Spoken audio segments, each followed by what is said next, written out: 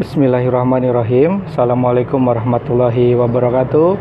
Kembali lagi dengan channel Friska Geografi, channel yang membahas tentang materi-materi yang berkaitan dengan disiplin ilmu geografi. Kali ini kita akan membahas tentang dinamika litosfer dan dampaknya bagi kehidupan manusia. Materi ini adalah materi yang dipelajari di dalam ilmu geografi kelas 10. Nah, coba kalian perhatikan ya, bumi yang kita tinggal di dalamnya, permukaannya itu tidak rata seperti lantai yang kita injak ya. Ada yang merupakan dataran rendah, ada yang merupakan dataran tinggi, ada bukit, ada perbukitan, ada gunung, dan ada pegunungan ya. Jadi kita sepakat bahwa bumi kita itu tidak rata seperti lantai yang kita injak. Nah, mengapa bentukan permukaan bumi ini bisa terjadi? Karena pasti ada tenaga yang mempengaruhinya ya. Nah, tenaga yang mempengaruhi bentuk dari permukaan bumi yang tadi sudah disebutkan itu disebut dengan tenaga geomorfologi ya. Ilmunya adalah ilmu geomorfologi. Jadi kalau ditanya ilmu yang mempelajari tentang bentukan muka bumi, itu adalah ilmu geomorfologi ya. Kalau tenaganya yang mempengaruhi bentuk muka bumi yaitu tenaga geomorfologi.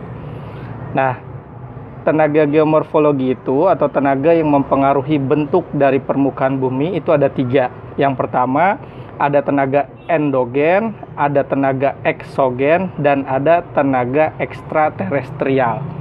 Yang disebut dengan tenaga endogen itu adalah tenaga yang berasal dari dalam bumi. Sedangkan tenaga eksogen itu adalah tenaga yang berasal dari luar bumi, tetapi masih di dalam atmosfer bumi. Sedangkan tenaga ekstraterestrial ini adalah tenaga pembentuk muka bumi yang berasal dari luar atmosfer bumi. Nah, tenaga endogen itu sifatnya adalah konstruktif atau membangun. Sementara tenaga eksogen itu sifatnya adalah destruktif ya, atau merusak. Sama dengan tenaga ekstraterestrial ya. Nah, tenaga endogen itu dibagi menjadi 3 jenis tenaga. Yang pertama tektonisme, yang kedua vulkanisme, dan yang ketiga itu adalah seisme ya. Tektonisme adalah aktivitas pergerakan lempeng bumi, itu yang disebut dengan tektonisme ya.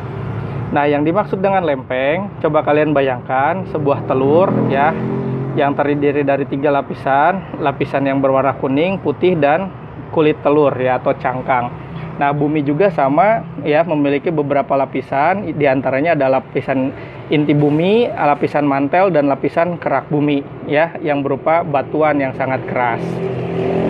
Nah, lapisan kulit bumi itu ya, atau lapisan litosfer itu sama seperti cangkang telur ya, jadi yang paling luar tapi paling keras. Nah, sekarang bayangkan oleh kalian ya, cangkang telur itu retak, pecah menjadi beberapa bagian seperti puzzle ya. Nah, retakan dari kerak bumi itu yang disebut dengan lempeng. Nah, ketika lempengnya bergerak yaitu disebut dengan aktivitas tektonisme atau aktivitas pergerakan lempeng bumi. Kemudian yang kedua adalah aktivitas vulkanisme. Aktivitas vulkanisme itu adalah aktivitas pergerakan magma atau penerobosan magma ke lapisan atas, ke lapisan litosfer sampai dengan keluar permukaan bumi. Itu yang disebut dengan aktivitas vulkanisme ya. Dan yang ketiga adalah seisme. Seisme itu adalah getaran yang sangat kuat yang terjadi di permukaan bumi. Itu yang disebut dengan seisme ya, atau earthquake, atau bahasa sehari-harinya adalah gempa bumi. Nah, itu yang disebut dengan seisme. Kemudian tenaga tektonisme itu dibedakan menjadi 2. Ada yang disebut epirogenesa dan ada yang disebut dengan orogenesa.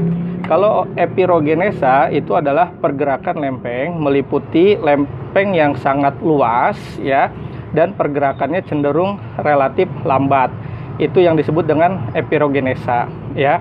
Sedangkan orogenesa itu adalah gerakan lempeng meliputi wilayah yang lebih kecil dan cenderung cepat, ya, itu adalah orogenesa. Kemudian epirogenesa itu dibedakan menjadi dua, ada epirogenesa positif dan ada epirogenesa negatif. Kalau epirogenesa positif itu adalah gerak turunnya daratan seolah-olah permukaan air laut itu menjadi naik, ya. Nah, sedangkan kebalikannya adalah epirogenesa negatif, gerak naiknya daratan seolah-olah air laut itu turun. Itu yang disebut dengan epirogenesa negatif. Nah, hasil dari orogenesa itu menjadi dua, ada yang disebut dengan lipatan dan juga ada yang disebut dengan patahan. Nanti kita lebih perinci lagi. Kemudian yang kedua, ya, aktivitas vulkanisme itu dibedakan menjadi dua tenaga, ya. Ada yang disebut dengan intrusi dan ada yang disebut dengan ekstrusi. Kalau intrusi itu adalah penerobosan magma dari dapur magma, tapi tidak sampai keluar permukaan bumi, ya, hanya berhenti sampai pada lapisan litosfer yang ada di dalam permukaan bumi, ya, itu yang disebut dengan intrusi. Kalau ekstrusi atau disebut juga dengan erupsi gunung berapi itu adalah aktivitas penerobosan magma ke lapisan litosfer, ya, naik menerobos sampai dengan keluar permukaan bumi, itu yang disebut dengan ekstrusi atau erupsi atau letusan gunung berapi, ya. Ekstrusi, ya, atau disebut juga dengan erupsi itu dibedakan menjadi dua, ada yang bersifat efusif dan ada yang bersifat eksplosif. Kalau efusif itu adalah berupa lereran magma, ya, tenaganya tidak terlalu kuat. Nah, sedangkan kalau yang eksplosif, ya, itu berupa ledakan yang sangat dahsyat, ya. Ini mohon maaf tabelnya, ya. Untuk ekstrusi ada yang efusif dan juga ada yang eksplosif, ya. Ini tolong diganti. Nah, kemudian untuk tenaga seisme, ya, atau getaran yang sangat kuat yang terjadi di permukaan bumi atau yang kita kenal dengan gempa bumi, ya, itu terbagi menjadi tiga. Yang pertama ada gempa tektonik, yang kedua ada gempa vulkanik, dan yang ketiga ada gempa runtuhan. Sebetulnya ada satu lagi yaitu gempa tumbukan, ya, tumbukan dari benda langit yang jatuh sampai ke menyentuh ke permukaan bumi, itu namanya gempa tumbukan, ya. Nah, kalau gempa tektonik itu adalah gempa hasil dari adanya aktivitas pergerakan lempeng bumi, ya. Sementara gempa vulkanik itu adalah gempa yang dihasilkan dari adanya aktivitas vulkanisme. Dan yang ketiga, gempa runtuhan itu adalah gempa yang dihasilkan dari adanya runtuhan yang dipengaruhi oleh massa jenis benda dan adanya gaya gravitasi bumi. Kemudian tenaga geomorfologi yang kedua yaitu adalah tenaga eksogen. Tenaga eksogen ini adalah tenaga yang berasal dari luar bumi tetapi masih di dalam atmosfer bumi, ya. Nah, tenaga eksogen itu terdiri dari tiga. Yang pertama pelapukan, ya, atau weathering. Kemudian ada yang pengikisan, erosi, pengendapan, sedimentasi, dan mass wasting. Kalau pelapukan itu adalah hancurnya batuan induk menjadi batuan yang lebih kecil, ya, itu yang disebut dengan pelapukan. Yang kedua itu ada pengikisan. Pengikisan itu lepasnya batuan oleh tenaga pengikis seperti air, gelombang air laut, ya, tenaga angin ataupun tenaga es yang mencair, ya. Kemudian yang ketiga itu adalah pengendapan atau sedimentasi. Itu adalah turunnya material-material yang diangkut oleh material pengangkut, ya, sehingga terjadilah pengendapan. Kemudian yang keempat itu adalah mass wasting. Mass wasting itu adalah gerakan turunnya benda yang diakibatkan oleh berat benda itu sendiri dan oleh faktor gravitasi, ya. Kemudian yang ketiga itu adalah tenaga ekstraterestrial. Kalau tenaga ekstraterestrial itu tenaga yang berasal dari luar atmosfer bumi seperti adanya tumbukan meteor, ya.